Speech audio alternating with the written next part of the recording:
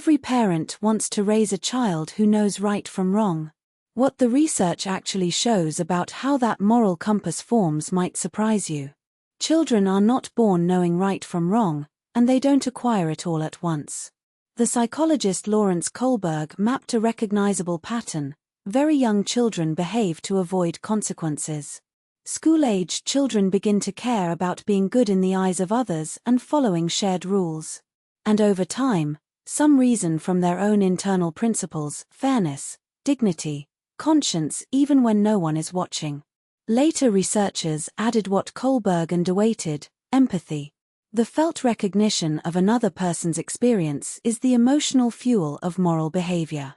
A child who can imagine how a left-out classmate feels already has the raw material of ethics.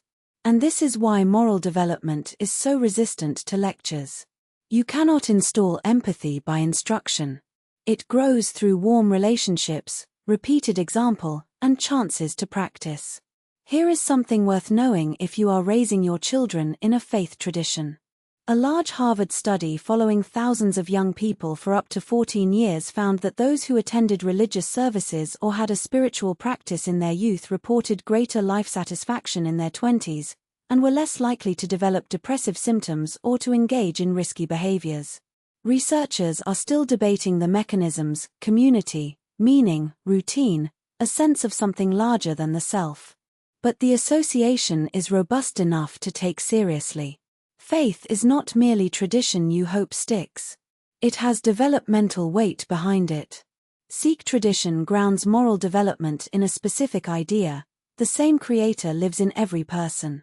If that is true, then every person matters, and unkindness is not just wrong, it is a mistake about reality. A child raised inside that single idea has a moral starting point that secular character education has to argue its way toward.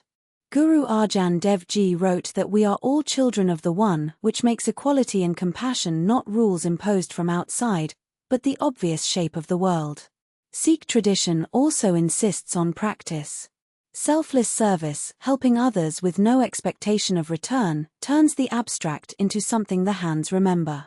Serving in the community kitchen at the Gurdwara, cleaning up after an event, helping someone quietly, these are not extras. They are morality made physical. And children, the research confirms, become kind by doing kind things far more than by being told to feel kindness. There is also this: raising a moral child is not the same as raising an obedient one. Guru Nanak Dev Ji's life was a series of questions put to empty ritual and inherited assumption. A child encouraged to ask why something is right rather than to comply because they were told is being formed in that same spirit.